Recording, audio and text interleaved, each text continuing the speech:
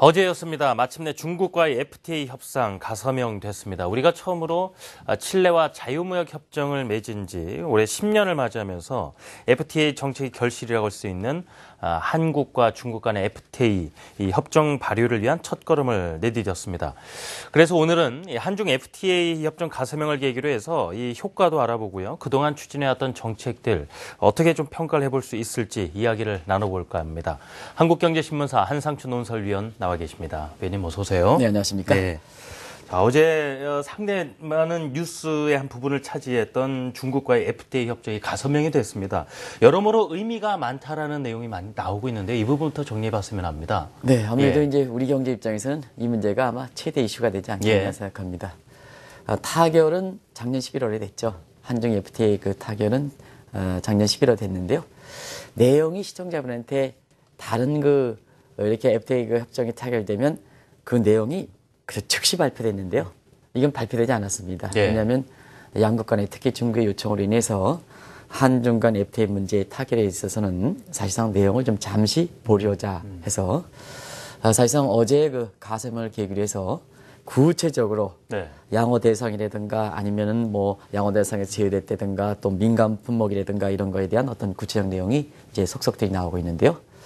사실상 그렇습니다. 이 가서명은 국내의 절차에 어떻게 보면 첫 시발점이다 이렇게 보됐습니다. 왜냐하면 아까 이제 여기 한국경제TV의 그 외신을 담당하는 이 캐스터들이 영어를 아주 잘하거든요. 동시통역사도 있고 그런데요. 그래서 제가 물어봤습니다. 가서명이 영어로 뭐냐 이런데요. 과거 1990년대 초반에 나프타에 협정문 제가 작업할 때 그때 그 영어 번역할 때 가서명 하니까 for signature 해가지고 어떤 사람이 그렇게 번역한 적이 있어요. 근데 이 가서명은 영어로 이니셜링이다. 이니셜링. 그래서 국내에 어떻게 보면 이제는 첫 시작이다 이렇게 보였습니다. 그래서 앞으로 협정문 내용이 한글화 작업을 해서 국내에 국회 비준까지 앞으로 절차가 본격적으로 시작되는 첫 출발점의 의미를 갖고 있다 이렇게 볼 때인데요. 대체로 보면 국회 그 비준 절차 물론 이제 야당이라든가 이런데 태도 여야에 따라서 상당 부분 이렇게 변화 가능성이 있습니다는 과거의 그 FTA 이렇게 비준 절차를 볼 때는 한 1년 정도 걸리지 않느냐. 그러면 이제 빠르면 내년 1월 1일부터 한중 FTA 협정이 발효가 되지 않겠나 이렇게 이제 보고 있는데요. 사실상 그렇습니다. 이번에 한중 FTA의 가서명은 우리 FTA 정책에 있어서는 상당히 두 가지 점에서 하나의 그 시사점을 던져주는데요. 이 한중 간 FTA를 계기로 해서 여기 이제 나왔습니다. RCEP 이제 중국이 주도하는 그 경제 동반자 협력이죠. 지금 이제 포괄적 협정이라는 내용으로 좀 변질되고 있는데 잠시 후에 말씀드리겠습니다. 그리고 미국 주도의 그 TPP 협정 그리고 한국과 중국과 일본 간에 일본이 지금 문제거든요.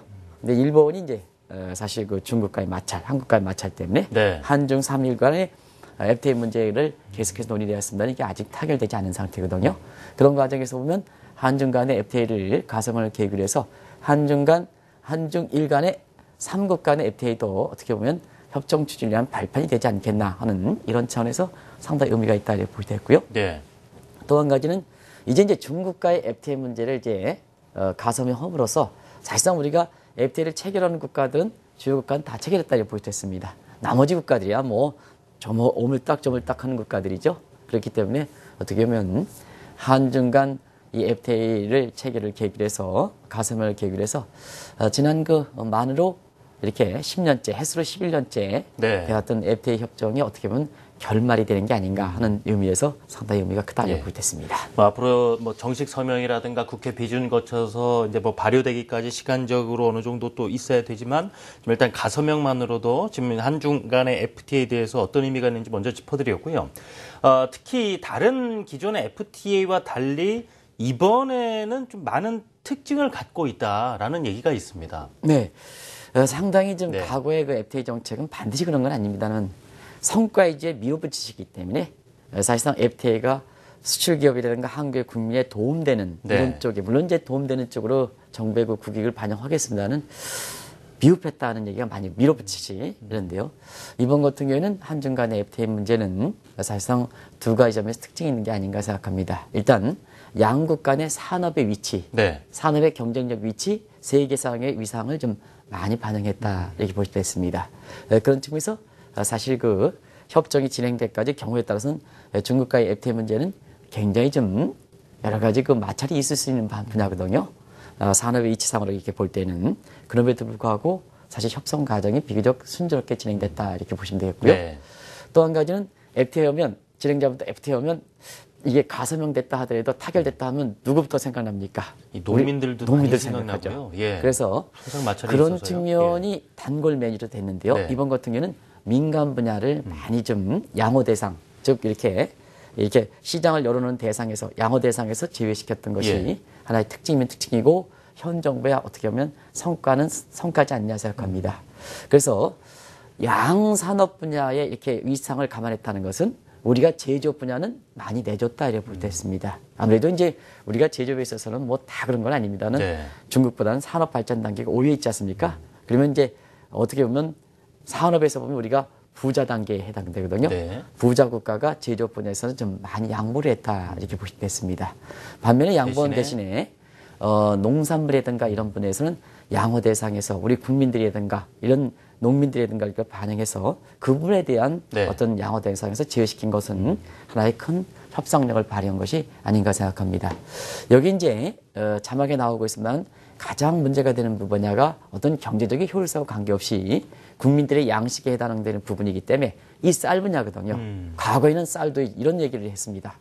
FTA 문제, FTA로 해서 자유화되면 우리나라 이거 쌀 산업이 기능성 쌀이라든가 뭔가 해서 사실상 한국의 경쟁력을 개선시키는데 도움되지 않겠나. 이렇게 해서 농민의 현실적인 여건을 반영하지 못하는 측면이 있거든요. 단순히 이론적으로. 그러니까 우리보다 경쟁력이 높은 데서 들어오면 한국도 자발적으로 농민들이 이렇게 경쟁력 개선하지 않겠나. 물론 그런 여기에 효과가 있었습니다는 사실상 현실적으로 보면 그게 그렇게 국민의 특히 농민들의 그 논리에서 이렇게 네. 감안되지 않고 특히 주식이 쌀인 입장에서 보면 열어놓는다 하는 그 자체가 부정적인 의미거든요.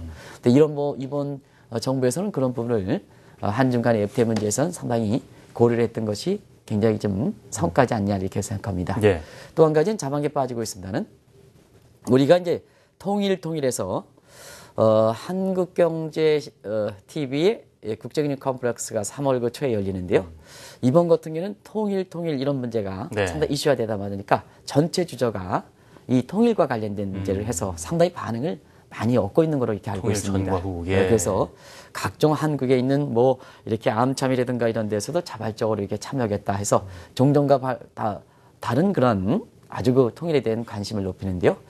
그러면 그 사전 전 단계에서 경제적으로 동서독 간의 그 통합범은 경제적으로 기반을 낮추는 상태에서 네. 금강산 관광이라든가 개성공단 들어가는 문제 이렇게 됐지 않습니까? 근데 문제는 한국의 섬유업체라든가 뭔가 해서 개성공단에서 싹 이렇게 하더라도 이 원산지 규정을 인정받지 네. 못했습니다. 북한산으로 받았거든요. 네. 그러다 보니까 자 한국 간에 중국 간에 FTA를 체결해 놓고 이게 한국산이 아니고 북한산을 인정받으면 원산지 규정에서 사실상 한중 간 FTA의 혜택을 네, 못 받는 결론이 되거든요. 예. 그런 측면에서 보면 상당 부분 우리가 노력을 해놓고 이게 되는데요. 이번 같은 경우에는 사실상 중국으로부터 이 북한에서 한국 기업들이 생산했던 네. 그 품목에 대해서 네. 원산지 규정이라든가 이런 측면에서 상당 부분 인정받았다 하는 점이 예. 굉장히 큰 혜택이 아닌가 생각합니다. 그래서 국제사회에서는 두 가지거든요.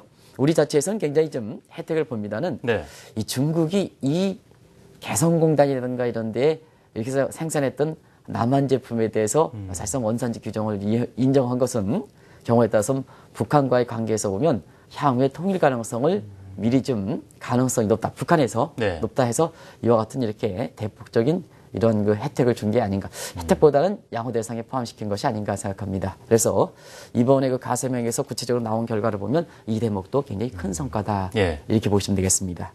전반적으로 놓고 본다면 물론 이제 신흥국가 경우에 따라서 한국도 선진국으로 불리지 않냐 신흥국 불리냐 기준에 따라 다릅니다. 신흥국 간의 FTA이기 때문에 선진국처럼 빨리 영화 대상을 빨리 가져갈 수는 없습니다. 관세 철폐 이게 양국의 그 산업 열리더라도 빗장을 열더라도 국내에서 충분한 경쟁력을 확보할 수 있는 기간을 줘야 되거든요. 그런 측면에서 보면 신흥국 간의 FTA는 비교적 그 관세 철폐 리스트의 기간이 굉장히 깁니다. 그래서 10년인데요. 네. 10년을 놓고 본다면 중국은 한국의 제품에 대해서 한 약 90% 정도 열고 한국은 중국의 제품에 대해서 한 95% 이렇게 해서 한국이 대폭적인 제조 분야의 양보가 됐지는 하지만 그러나 다른 민간 분야에 있어서는 전부 양호 대상 리스트를 변경시키고 특히 개성공단의 원산지 네. 규정을 인정받은 것은 사실상 우리 입장에서는 일단 어제 가서명을 통해서 구체적으로 품목별로 나오는 양호 대상 리스트를 볼 때는 그렇게 국익상으로 보면 불리한 점이 없다 이렇게 보시면 되겠습니다. 개성공단에 생산되는 대부분의 품목에 대해서 원산지 지위를 부여받은 것도 특징이라고 말씀 주셨고요. 지금 돌이켜보면 우리가 칠레와 FTA 협상을 체결할 당시 많이들 기억을 하실 텐데 어느덧 10년이 지났습니다. 그런데 저희가 다른 국가에 비해서는 비교적 FTA 협상이 좀 뒤늦게 뛰어들었다, 출발했다 이런 평가를 받고 있는데 그래도 10년이 지난 만큼 좀 되돌아볼 필요도 있지 않겠습니까? 지난 우리나라의 FTA 10년 어떻게 보시는지요? 네, 사실상 중국과의 FTA 가서명을 통해서 주요 국가의 FTA 문제를 하는 것은 이제 거의 다 마무리됐다 이렇게 보이는데요. 그런 측면에서 한 번 정도는 결산이나 보는 것도 중요하지 않냐 생각하는데요. 네. 아시겠습니까? 2004년에 한국과 칠레 간의 FTA 이게 체결돼서 첫 국가입니다. 근데 당시에도 한국의 통상 정책이 너무 1995년에 출발했던 WTO 체제 그 위에 이렇게 했던 다자 체제, 뉴라운드 체제, 여기에 이제 너무 주력하다 보니까 국제 이기주의가 가는 상태에서 쌍무 간 FTA 쪽으로 다른 국가들은 이미 통상 정책의 주요 대상이 이렇게 변했는데도 불구하고 한국은 너무 다자 채널에 너무 주력했던 것이 아닌가 해서 사실상 다른 국가들이 FTA를 체결하는 측면에서 보면 그 대책에 소홀히 했다 하는 이런 평가가 있었지만 2004년 한중 간의 칠레가 이렇게 FTA 체결해서 그래서 우리가 뒤늦게 출발했다 이렇게 얘기거든요. 그러면 한국 사람들의 특징이 뭐냐? 뒤늦게 출발했더라도 단기간에 이룩하지 않습니까? 그런 측면에서 보면 우리는 10년이라는 기간 동안에 지금 FTA 주도 국가로 이렇게 변할 만큼 사실상 가장 활발한 FTA 추진 국가로 이렇게 나오는 데는 두 가지 전략이 유효해서 그렇습니다. 하나는 뭐냐? 뭐든지 압축시키는 데는 사실상 그래서 한꺼번에 많이 FTA를 체결하는 게 바람직스럽겠죠? 그런 측면에서 보면 동시다발적인 FTA, 예를 들어서 아세안과 12개 국가를 맺는다든가 EU에 28개 맺는다든가 이런 식으로 한꺼번에 많은 국가의 FTA를 체결하는 이런 동시다발적 전략이 유효했다 이렇게 보시면 되겠고요. 또 한 가지는 뭐든지 그렇습니다. 주변 국가의 FTA를 체결하는 것보다는 중심 국가에 체결하는 안테나식이 있습니다. 그래서 중심 국가를 먼저 체결하고 주변 국가는 경제관계 때문에 어쩔 수 없이 따라오게 되는 이런 안테나 전략을 취했거든요. 그래서 주요 국가의 동시다발적 전략, 그 다음에 중심 국가의 안테나 전략에 의해서 주변 국가로 확산시키는 이 전략 때문에 지금 한국은 FTA 정책에서 가장 활발하게 움직이는 주도국으로 됐는데요. 문제는 그렇습니다. 최근에 보면 TPP라든가 이런 포괄적 경제협정으로 이제는 다소 좀 각국들의 통상 전략이 바뀌는 상황이거든요. 그러다 보니까 뒤늦게 FTA 추세에서 뒤늦게 주력 국가가 되지만 경우에 따라서는 국제통상정책의 새로운 내용으로 되고 있는 어떻게 보면 다자 채널과 지역 블록의 중간 형태라고 이해하는 포괄적 경제 동반자 협정 이런 얘기 많이 나오죠. 그런 부분 TPP라든가 이런 데는 오히려 쌍부간을 너무 주력하다 보니까 그런 흐름에 있어서는 다소 좀 미흡한 게 아니냐 하는 게 국제통상정책에서 또 하나의 문제거든요. 10년 전에도 그때는 다자 채널을 너무 주력하다 보니까 이미 다른 국가들은 쌍무 채널로 갔는데 미흡하다 보니까 뒤늦게 출발했고 이번 같은 경우는 뒤늦게 출발한 상태에서 FTA를 주력하다 보니까 다른 국가들은 이미 포괄적 경제 동반자 협정으로 가는데 거기에 좀 상대적으로 미흡한 게 아닌가 하는 이런 측면의 비판은 나온다 하는 것을 꼭 말씀드립니다. 그래서 이 여러 가지 이제 평가를 돌이켜 보겠지만은 일단 FTA 자체만으로 봤을 때는 뒤늦게 출발한 것 치고는 체결 국수로만 본다면 상당히 짧은 기간 안에 또 큰 성과를 거뒀다라는 평가도 분명 내려볼 만 하겠죠. 지금 FTA를 체결한 국가가 우리가 50개국이 넘습니다. 그러면 시청자분께서는 야, 세계가 260개국이 넘는데 사실상 50개국으로 넘는 50개국이 넘으면 아직도 미흡하지 않느냐 하는데요. 지금은 세계가 국가 수로 보면 260개국이 넘는다 하더라도 세계 주요 활동을 하는 국가가 한 70개뿐이 안 됩니다. 주력해서 경제 위상을 갖고 있는 국가들이 한 70여 개 되는데요. 그 국가가 거의 맺었다. 체결 국가를 거의 맺었다 이렇게 보시면 되겠습니다. 그런 측면에서 보면 일단 체결 국가로 보면 다른 어떠한 국가보다도 사실상 많은 국가에 맺었다 하는 것이 이게 동시다발적인 또 안테나식 FTA 추진 방식의 어떤 성과다 이렇게 보게 되고요. 또 한 가지는 경제적으로 기반을 보겠습니다. 그러면 GDP 기준으로 한국이 50개국, 270국 대비해서 50개국, 그렇지만 중심국가이기 때문에 GDP가 상당히 높거든요.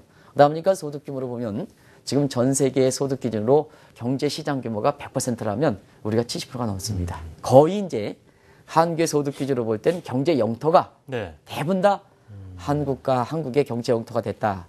물론 이제 다른 측면에서 실제로 경제 영토냐 하는 것은 또 다른 의미가 있습니다. 네. 소득 기준으로 보는 겁니다. 그런 측면에서 보면 일단은 FTA의 본래의 취지만 잘 된다면 또 지금까지 맺었던 협상으로 이렇게 잘 된다면 상당 부분은 사실상 성과적인 측면에서도 굉장히 우리가 좋은 평가를 받을 수 있는 네. 대목이다 이렇게 보겠습니다. 앞서 위원님께서 잠시 언급해 주셨는데 그 협정의 어떤 그 변화하는 모습들을 말씀해 주셨습니다. 과거에 뭐 가트라든가 WTO 같이 다자간 협상에서 FTA 같이 뭐 각국이 따로따로 이제 추진하는 이유도 분명히 있을 것이고요. 지금 또 이제 동반자적인 관계에서 또 다자간 협상이 또 이루어지고 있고 이런 변화의 맥도 분명히 좀 읽고 가야 될 텐데 말이죠. 네, 네. 항상 뭐든지 뒷담화를 치면 안 되거든요. 네. 선도를 하는 것이 이런 국제 협상은 유리한 점이 있고 거기에 따라서 누릴 수 있는 효과도 굉장히 큽니다. 거기서 잠시 좀 말씀을 드릴게요. 네. 아마 시간이 좀 부족하신 것 같은데 뒤쪽 부분을 좀 네. 하시기 때문에 잠시 말씀드리면 네. 시청자분도 1945년 가드가 출범한 이후에 대체로 보면 1995년 WTO 오래된 용어죠. 근데 오래된 용어는 아니지만 국제 통상화에서는 굉장히 중요한 원칙이죠. 예. 그래서 제8차 우라이 라운드를 통해서 WTO 세계 무역기구로 대치될 때 이때는 대부분 다 세계 각국들이 인류 공영 그다음에 세계 공동 발전에서 이제 라운드 협상에 참여하자 네. 해가지고 대부분 국가들이 참여하는 다자 협정 체제를 갖습니다. 그리고 그 이후서부터는 사실상 WTO까지는 대부분 다 우리가 8차까지는 국경 간에 놓여 있는 장벽, 테리프라든가 넌 테리프는 이런 관세 정벽이라든가 비관세 정벽을 했지만 국경 간의 장벽을 해소하더라도 네. 자, 각국 간의 내부적 기준에서 기업의 간섭이라든가 아니면 경쟁 방식이라든가 네. 기술 기준이라든가 노동 기준 내부에 있는 문제가 해결되지 않으면 국경 간의 자유롭다 하더라도 내부가 국제적으로 통일되지 않으면 네. 사실상 그 자유무역 협정의 효과가 좀 반감되거든요. 그래서 그 내부적 문제, 좀 전에 보면 그 문제를 건드리면 내정 간섭으로 보였던 소위 근로자 기준 문제, 뭐 경쟁정책 제한 문제 이것까지 통일시키자 하는 것이 뉴라운드였습니다. 뉴라운드. 네. 근데 아시겠습니다는 한국의 뭐 노동 기준을 국제 표준 기준에 맞추자 하면 사실상 우리나라의 주권 문제, 자존심 문제가 되기 때문에 그 협상이 잘 안 됐거든요. 그와 더불어서 세계 각국들이 이기주의가 되다 보니까 이 다자 협정 체력이 네. 상당히 아주 정체가 됐던 겁니다. 진전이 안 됐고 뭐 교토 정설이든가 뭔가 해서 다른 측면에서 다자간 협상도 정체가 됐던 거거든요. 그러면서 통상협상이 쌍부간에 이제 네. 기다릴 수 없다. 그냥 이해관계가 있는 우리 진행자와 저 간의 이해관계가 별도로 바로 따로 하자 하자. 하는 예. 이런 문제가 되는데요. 문제는 이렇게 되다 보니까 내가 진행자랑 같이 해서 FTA 체결했고 네. 내가 지금 이 방송을 잘 지내고 있는 김용경 PD랑 FTA 협정을 맺는데요. 여기 FTA 정도가 동일해야 되거든요. 네. 근데 진행자 맺은 것은 다르고 네. FTA 김용경 PD와 맺은 FTA는 서로 다르니까 협상에 따라서 이게 차이가 뭐냐 날 수밖에 FTA 또 부작용이 됐습니다. 네. 부작용이. 그래서 보다 보니까 지금은 그거와 관련된 중간협정에 네. 포괄적인 동반자 협상 이런 쪽으로 통상적이 바뀌고 있다 이렇게 네. 됐습니다. 그런 측면에서 최근에 FTA라든가 TPP라든가 RCP라든가 이런 쪽에 얘기 나오는 것을 보면 시청자분이 이해하시지 않겠나 생각됩니다. 그 협상에서도 어떤 패러다임의 변화를 읽어볼 수가 있고요. 자, 앞서 이 10년간의 FTA 역사 동안에 뭐 체결 국수로 보면 50개국이 넘으면서 뭐 외형으로 봤을 때는 성과도 있다 했는데 이제 질적인 부분도 들어가 보죠. 과연 우리 경제에 얼마나 기여를 했는가 하는 부분인데요, 위원님. 모든 통상정책, FTA라든가 이런 통상정책을 평가하는 방식은 여러 가지가 기준이 있습니다. 그런데 이론적으로 가장 이렇게 기준이 되는 것은 효율성과 형평성을 보는 거거든요. 그런 측면에서 보면 FTA를 낼 때 네. 많이 한국에서 강조했던 것이 효율성 측면이거든요. 그러면 한국 같은 경우에는 FTA를 체결한다. 단계 많이 받았다. FTA 원래 모습은 모든 관세 정책, 비관세 정책 제로로 시키는 것이 원래 이론적으로는 국제 무역이라서 FTA 본래의 의미거든요. 그래서 사실상 완전 FTA라 보면 장벽을 전부 해소하는 겁니다. 네. 그러면 당연히 한국 것처럼 이런 대환경에 의존하는 국가 입장에서 보면 또 수출해서 먹고 사는 국가들 보면 효율성적인 측면에서는 어떤 FTA 정책이든 이론적으로 그렇게 된다면 우리 입장에서는 도움되겠죠. 예. 그리고 실질적으로 보면 양호 대상이라든가 뭔가에서 정도 차이가 있지만 대체로 90% 이상 양호율, 자유를 끌어올린다면 한국은 분명히 효율성 측면에서 한국 경기라든가 수출에 도움되는 측면이 있었다 하는 것을 말씀드리고요. 또 한 가지는 지금은 글로벌 스탠다드가 중요합니다. 글로벌 스탠다드가 상당히 중요한데요. 왜냐하면 세계가 하나가 된 입장에서는 우리가 은둔의 왕국처럼 비춰주면 안 되는 거거든요. 그런 측면에서는 대외 이미지, 대외 위상 제고 효과가 중요한데요. 그런 측면에서 이 협정이라는 건, 국제협정이라는 건 글로벌 스탠다드에 해당됩니다. 네. 더더구나 중심국가의 맺은 국가는 글로벌 스탠다드가 더 될 가능성이 있습니다. 그런 측면에서 보면 FTA의 정책에서 또 하나 이렇게 볼 수 있는 것이 글로벌 스탠다드에 동승해서 우리나라의 위상 제거 효과, 또 우리나라의 브랜드 이미지 했고 이런 것인데요. 이런 위상 효과에는 틀림없이 기여한 측면이 많았다 이렇게 볼 때 있습니다. 예. 그런 기여를 확실히 한 부분도 있고요. 하지만 또 한편으로는 우리 국민 입장에서는 과연 그 부분을 과연 많이 그대로 체감을 하고 있는가라는 부분에 대해서는 약간 갸우뚱할 수밖에 없는 시선들도 있고요. 이 부분 국민이 체감하지 못한다면 분명 문제가 될 것이고 더 나아가서 그렇다면 앞으로 FTA 정책에 대해서 어떻게 끌고 나갈 것인가 이 부분도 자연스럽게 고민이 되겠습니다. 네, 예. 효율성은 분명히 기여했는데 네. 형평성의 측면에서는 다소 좀 미흡하지 않았냐 생각합니다. FTA 정책은 뭐 반드시 그런 건 아닙니다는 네. 사실 FTA 정책은 정부도 많은 산업계 입장이라든가 국민의 입장을 많이 반영하려고 노력했습니다는 사실 정부의 주도에 의해서 또 단기간에 빨리 추진하다 보니까 정부 주도에서 측면이 당하거든요. 그러면 어떠냐 하면요. 자, 이거 한번 보시겠습니다. 네. 시장 자율적이 아니고 시즈 시스템적으로 메커니즘 자율 조정에 의해서 된 게 아니고 정부의 정책에 의해서 일본 것처럼 일본의 정부에서 엔저 정책을 추진했다. 네. 하면 거기에 따라서 사실상 이득을 보는 계층이 있고 일본 수출업자들이 이득을 보고 네. 거기에 따라서 피해를 보는 계층이 있거든요. 그렇죠. 예. 그것도 앉아서. 그렇지 않습니까? 네. 그런 측면에서 보면 산업계라든가 국민의 입장을 충분히 반영하지 못하면 자율적인 조정 기능이 적었다는 얘기입니다. 그러면 FTA 체결하면 수출처 유리, 네. 수입업자에서 농민이라든가 수입업자는 분리. 안 그렇습니까? 네. 농민들 같은 경우 경쟁력이 상승 앉아서 이렇게 불리게 되는 거거든요. 그러면 정부의 정책에서 이득을 본 사람은 내놔야 되고요. 당연히 내놔야 되는 겁니다. 네. 그거는. 그리고 그 내놓은 부분을 정부가 조정을 당해서 소득 이전 채널을 통해서 농민이라든가 이런 데 자연스럽게 반영될 수 있는 이런 부분에 이런 소득 이전 채널이 돼야 되거든요. 근데 너무 형평성 측면에서 한중 FTA에서 무슨 10조 원, 100조 원의 이런 연구기관의 이런 기능만 얘기하다 보니까 네. 결과적으로 보면 사실상 그렇습니다. 진행자분과 얘기할 때 오늘 투자하는 요새 주식시장 괜찮죠? 주식시장 이렇게 보면 주식시장 할 때 자 제가 만약에 진행자분의 금융상품에 대해서 컨설팅을 해가지고 초기 단계에선 약 뭐 10%를 이렇게 남겨드렸습니다. 네. 10%가 적습니까? 큰 금액이죠. 그죠? 예. 예. 근데요 10% 드려드리면 진행자 입장에서는 그분에 대해서 굉장히 고맙게 생각해야 되는데요. 그렇죠. 대부분 다 고객들은 뭐냐 하면요. 10% 남긴 것은 좋다. 오케이. 근데 10%가 넘은 그 금액이 또 원금이 되는 겁니다. 예. 초기 원금 생각하지 않고. 그래서 거기서 5% 따지면 어떠냐. 그 5% 손실에 대해서 더 많이 피부적으로 느낀다는 의미입니다. 이걸 정부 당국에서 굉장히 중요하거든요. 그래서 누리는 것보다도 피해를 보는 것 중에 아주 세심한 배려가 필요합니다. 근데 영국이라든가 뭔가에서 FTA 정책하면 무조건 내고 몇십조 되니까 따라와라. 네. 농민들 국회 앞에서 피켓 들지 말고 따라와라. 이러면 안 된다는 의미입니다.